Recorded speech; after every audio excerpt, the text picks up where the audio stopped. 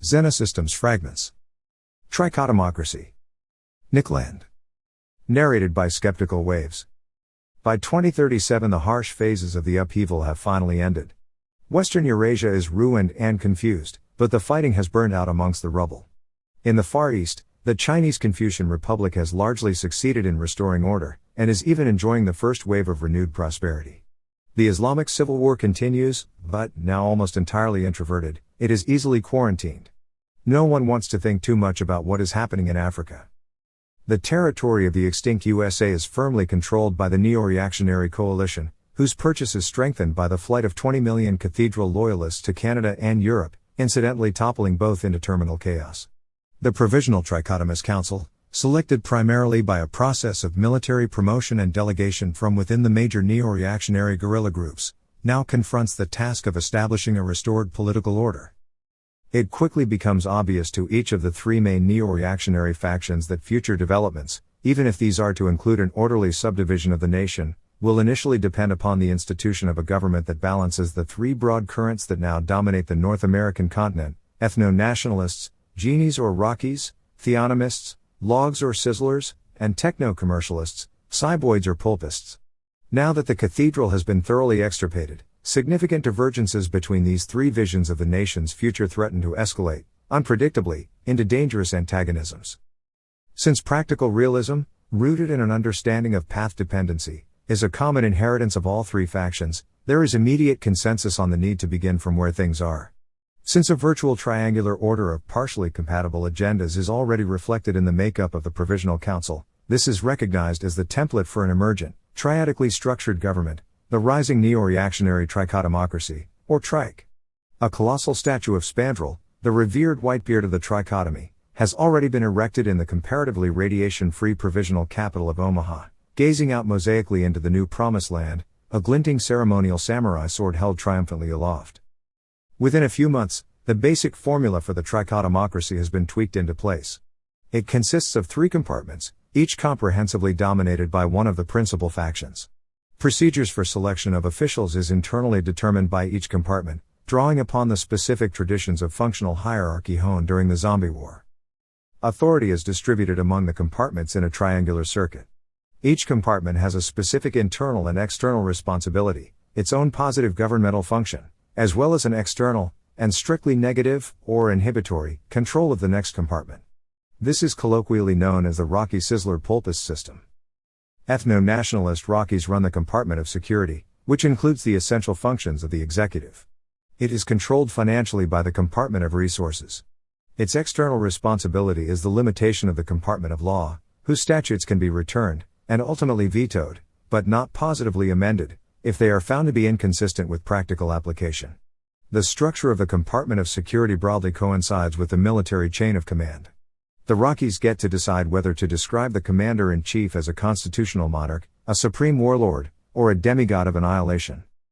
Theonomist Sizzlers run the compartment of law, which combines legislative and judicial functions.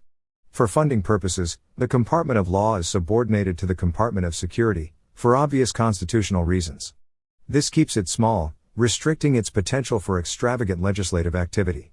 Since the compartment of security also filters legislation, in accordance with a practical criterion, the law of the trichotomocracy is remarkable for its clarity, economy, and concision. The entire edifice of law, by informal understanding, is limited to a single volume of biblical proportions. Senior Sizzler officials are expected to memorize it. The external responsibility of the compartment of law is to restrain the compartment of resources, by strictly limiting the legality of revenue-raising measures, informally bounded to a national tithe. Internal order of the compartment is determined by the ecclesiastical hierarchy of the neo-reactionary Church of the Cosmic Tree Architect. Techno-commercialist pulpists run the compartment of resources, with the power of the purse. As the sole self-funding compartment, it is minutely scrutinized by the compartment of law, which tightly controls its revenue-raising procedures. Dominated by a cabal of extreme laissez-faire capitalists and technologists, the compartment of resources is guided by the mantra economize on all things. It does as little as possible, beyond maximally parsimonious funding of the Department of Security, with its own internal operations restricted to rigorously Pigovian tax streamlining, statistical research, and the provision of X-Prize-style development incentives. The board of the compartment is filled by the 9 largest taxpayers, rotated every 3 years. The board elects a CEO.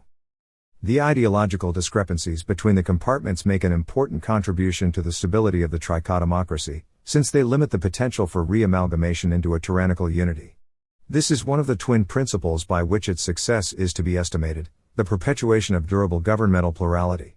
The second principle, complete immunity from populist pressure, is ensured automatically insofar as the trichotomocracy endures, since none of the compartments are demotically sensitive, and even if this were not the case, each is insulated from demotic subversion affecting either of the others. The outcome is a government answerable only to itself, with a self that is irreducibly plural, and thus intrinsically self-critical.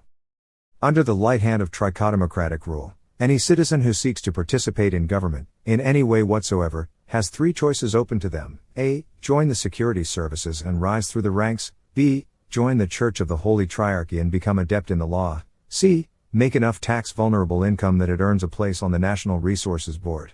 There might, in addition, be career opportunities for a very small number of professional administrators, depending upon the internal staffing policies of the 3 compartments. Any other politics would be criminal social disorder, although in most cases this would probably be treated leniently, due to its complete impotence. If sufficiently disruptive, such relic demo zombie behavior would be best managed by deportation. Questions of local government diversity, secession, and micro-state building exceed the terms of this initial integral neo-reactionary settlement. Such potentials can only further strengthen external controls, and thus further constrain the scope of government discretion. Added, even this crude sketch has enough moving parts to breed bugs. Glitch 1, by my reckoning, Pigovian taxes and commutative tax politics don't knit together very well. In combination, they incentivize the politically ambitious to move into business activities with high negative externalities. Any neat patch for this?